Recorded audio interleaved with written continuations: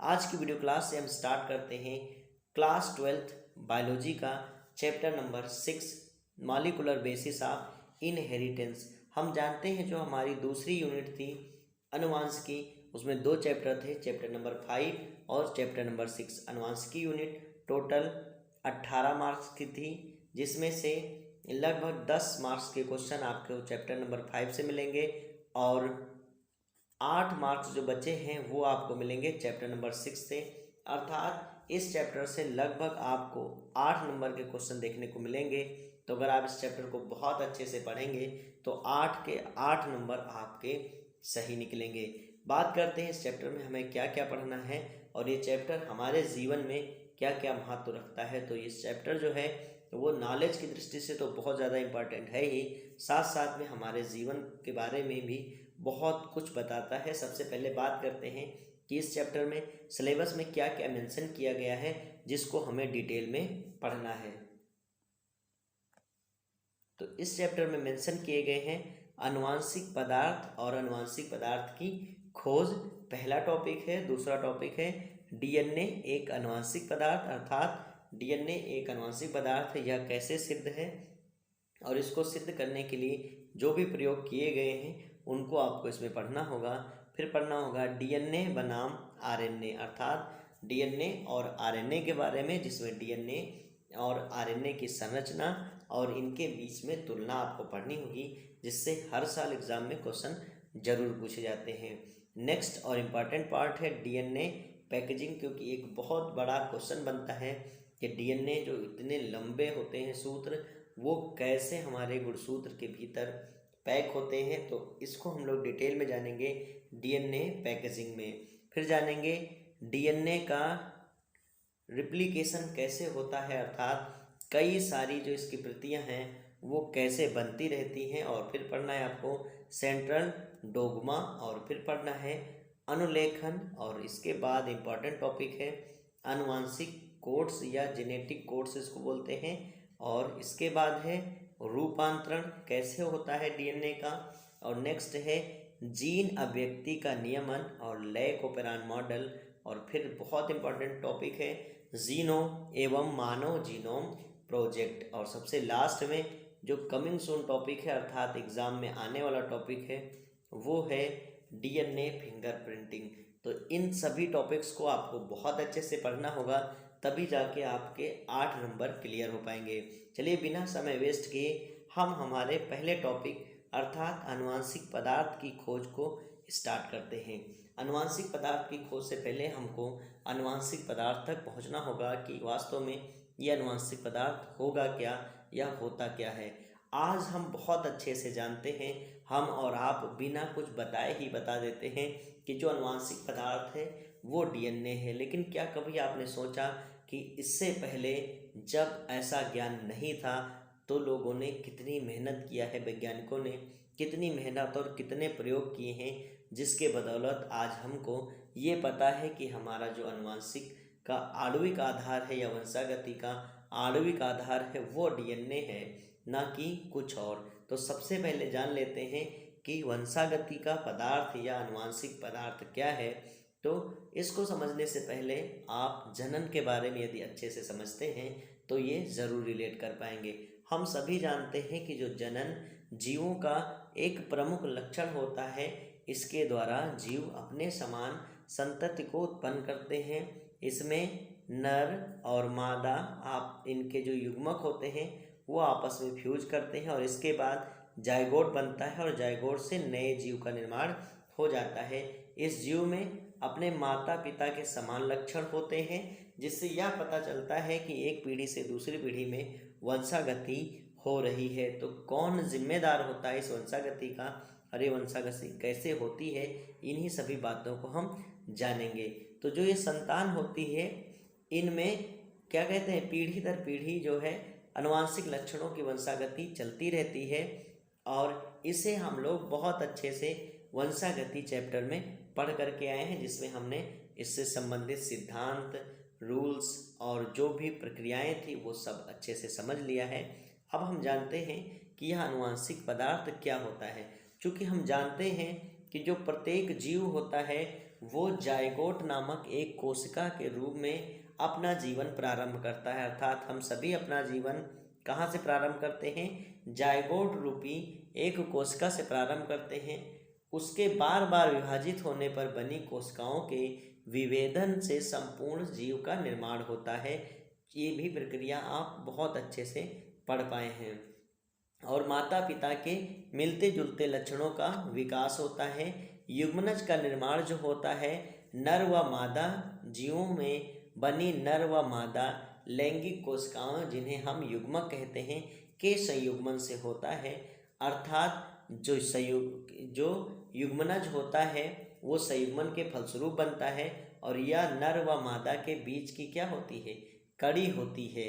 और इन कोशिकाओं के किसी कोशिकांग में ऐसा पदार्थ पाया जाता है जो इनमें यानी माता पिता में उपस्थित आनुवंशिक लक्षणों की सूचनाओं को क्या करता है? संकेत के रूप में निहित रखता है, और इसके बाद दूसरी पीढ़ी में लेकर जाता है और फिर वहाँ पर उसका विकास करता है, और इसी पदार्थ को हम कहेंगे आनुवंशिक पदार्थ। चलिए इसकी परिभाषा को भी जान लेते हैं।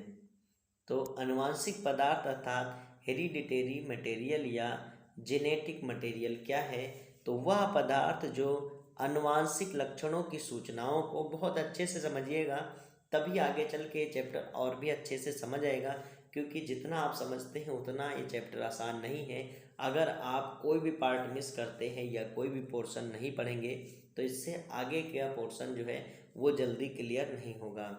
तो वह पदार्थ जो आनुवंशिक लक्षणों की सूचनाओं को संकेतों के रूप में संचित रखता है, अर्थात कोडांस के रूप में संचित रखता है। ये सब बातें तो हम लोग धीरे धीरे आगे की ओर बढ़ते जाएंगे और जानते जाएंगे।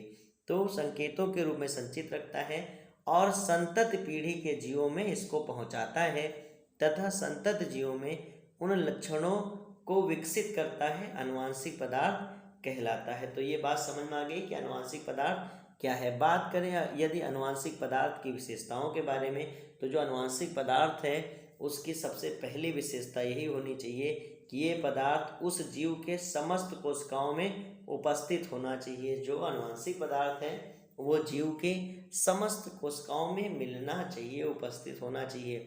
ऐसा नहीं होता, जैसे हम लोग भी जानते हैं कि जो हमारा डीएनए होता है वो शरीर की हर कोशिका में सेम होता है। ये बात आप जानते हैं, क्योंकि जो हमारा वजूद है वो डीएनए की वजह से ही है। यदि डीएनए में जरा सा भी चेंज हुआ होता तो हम आप और कुछ होते आज। तो जो आनुवंशिक पदार्थ है वो हर कोशिका में मिलना चाहिए। साथ साथ में आनुवंशिक पदार्थ जो होना चाहिए उसमें क्या होना चाहिए? उसमें संरचनात्मक विविधता पाई जानी चाहिए, अर्थात जो लाखों करोड़ों जीव जातियां हैं उनकी जो जेनेटिक मटेरियल की संरचना है वो भिन्न भिन्न होना चाहिए, तभी अलग अलग जाति बनेंगे। क्योंकि एक जाति के डीएनए जो होते हैं वो लगभग सेम होते हैं, जबकि जो दूसरे जाति के डीएनए होते हैं वो कुछ भिन्न होते हैं। तो जो आनुवंशिक पदार्थ होना चाहिए उसमें संरचनात्मक विविधता पाई जानी चाहिए, साथ साथ में उसमें संरचनात्मक स्थिरता भी पाई जानी चाहिए, जिससे कि एक जाति के जो जीव हैं वो लगभग समान दिखें। जैसे मानव सभी कैसे दिखते हैं? समान दिखते हैं। तो ये है आनुवंशिक पदार्थ की विशेषता। साथ साथ में आनुवंशिक पदार्थ की एक विशेषता और है, और वह है कि उसमें स्व-द्विगुणन की क्षमता पाई जानी चाहिए, अर्थात वह अपने कई कॉपी को बना सके। और ये किस में होता है? डीएनए में ऐसा गुण होता है। और चूँकि यह अपनी जो प्रतियों को बनाएगा, कॉपियों को बनाएगा, तभी तो ये संतानों में जा कर के पहुँचेंगी। इस तरह हम कह सकते हैं कि जो आनुवंशिक पदार्थ होता है वो इन गुणों को ज़रूर रखना चाहिए, और साथ साथ में जो आनुवंशिक पदार्थ है उसमें एक विशेष गुण और होना चाहिए, और वो है कि उसमें समय समय पर अनुकूलन की क्षमता होनी चाहिए और उत्परिवर्तन की क्षमता भी होनी चाहिए। हम सभी जानते हैं कि जैव विकास में उत्परिवर्तन का बहुत ज़्यादा योगदान है, क्योंकि समय समय पर जीन और डीएनए के स्ट्रक्चर्स में कुछ ना कुछ बदलाव होते गए, जिनसे कि नए लक्षण हमारे अंदर विकसित होते चले गए। और लास्ट में कहें तो आनुवंशिक पदार्थ में अनुलेखन अर्थात ट्रांसक्रिप्शन तथा अनुवादन अर्थात ट्रांसलेशन की क्षमता होनी चाहिए। जिससे ये सूचनाओं को ऐसे पदार्थ में अनुलेखन कर सकें जो कोशिकीय उपापचयी क्रियाओं के लिए आवश्यक प्रोटीन और एंजाइम्स हार्मोन्स का भी संश्लेषण कर सके। तो ये है अनुवांशिक पदार्थ का इंट्रोडक्शन। अब जानते हैं कि अनुवांशिक पदार्थ की खोज कैसे हुई और किसे माना गया। तो उसको समझने के लिए हम शुरुआत से शुरुआत करते हैं, और वह शुरुआत हुई 1665 में, जब श्री रॉबर्ट हुक जी ने कोशिका की खोज किया। और कोशिका की खोज आपने इससे पहले और कोशिका के बारे में बहुत डिटेल में ज़रूर पढ़ रखा होगा। यदि आपने पढ़ा है तो आपको ये बताना है कि कोशिकाएं कितने प्रकार की होती हैं। आप हमें कमेंट बॉक्स में ज़रूर जवाब दें। तो 1665 में रॉबर्ट हुक जी ने कोशिका की जब खोज किया, इसके बाद क्या हुआ, रॉबर्ट ब्राउन ने यूकैरियोटिक कोशिका में केंद्रक की खोज किया, और जिससे पता चलने लगा कि कोशिका के भीतर एक कोशिका का मॉनिटर होता है जिसे कहते हैं केंद्रक। और फिर इसके बाद नगेली ने पादप कोशिकाओं के केंद्रक में दंडवत अर्थात एक डंडे के समान संरचनाओं को देखा, जिसे वाल्डेयर ने लगभग सन 1888 में क्या नाम दिया, गुणसूत्र नाम दिया। बात क्लियर हो गई कि सबसे पहले कोशिका खोजी गई, फिर कोशिका का केंद्रक खोजा गया, और फिर खोजा गया गुणसूत्र।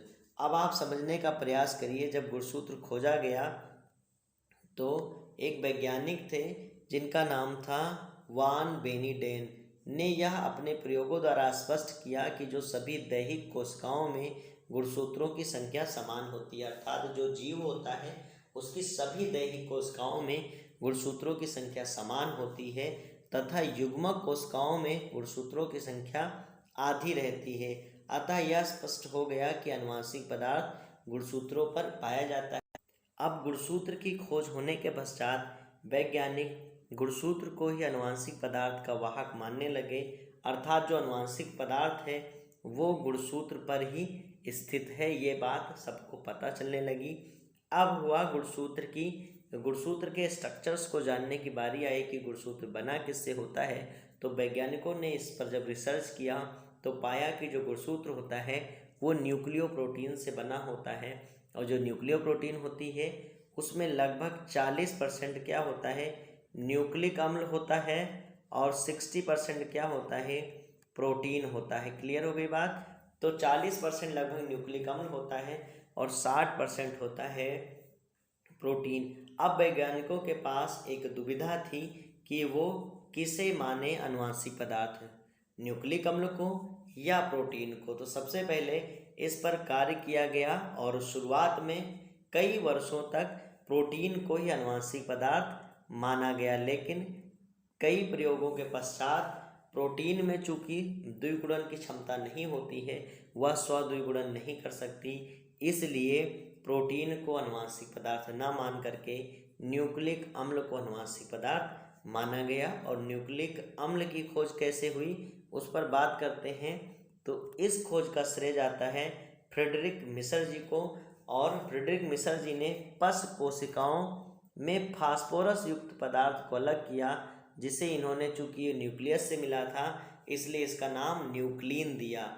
और जो फास्फोरस था इसमें चूंकि सल्फर था नहीं, और बिना सल्फर के प्रोटीन का निर्माण होता नहीं, इसलिए ये तो बात पता चल गई कि प्रोटीन ना हो करके कोई अलग पदार्थ है, और इसे इन्होंने नाम दिया था न्यूक्लिन। इसकी अम्लीय प्रकृति के आधार पर अल्टमान ने न्यूक्लिन को न्यूक्लिक अम्ल कहा, और इस तरह न्यूक्लिक अम्ल जो है शब्द आया खोज में। और इसके बाद वैज्ञानिक कोसेल ने काफ़ी वर्क किया, और लगभग 1893 में कोसेल ने न्यूक्लिक अम्ल के रासायनिक घटकों का पता लगाया, और इसके लिए उन्हें नोबेल पुरस्कार मिला, जिसमें इन्होंने ये बताया था कि जो न्यूक्लिक अम्लों के विखंडन से 4 प्रकार के नाइट्रोजनी क्षारक बनते हैं, तथा फास्फोरिक अम्ल व कुछ कार्बोहाइड्रेट्स प्राप्त होते हैं। उन्होंने यह देखा कि थाइमस ग्रंथि की कोशिकाओं से प्राप्त केंद्रकीय पदार्थ में मुख्यतया 2 प्रकार के नाइट्रोजनी क्षारक पाए जाते हैं। पहला था प्यूरीन क्षारक, जिसमें आता है एडेनिन और ग्वानिन। क्या आता है? एडेनिन और ग्वानिन। दूसरा था पिरिमिडीन, दूसरा था पिरिमिडीन क्षारक, जिसमें आता है साइटोसिन और थायमीन। ये आगे हम लोग बहुत अच्छे से पढ़ेंगे जब हम डीएनए की संरचना को जानेंगे। चूँकि ये खोज बहुत ही विशेष थी, इसलिए इनको नोबेल पुरस्कार भी दिया गया था। बाद में वैज्ञानिक लेविन थे, क्या नाम था उनका, लेविन नाम के वैज्ञानिक ने ये भी पता लगाया कि कुछ जीव ऐसे भी हैं जिनकी कोशिकाओं में डीएनए ना होकर के एक विशेष प्रकार का न्यूक्लिक अम्ल पाया जाता है। और इस तरह पता चल गया कि जो न्यूक्लिक अम्ल है वो एक ना होकर के दो तरह का हो सकता है।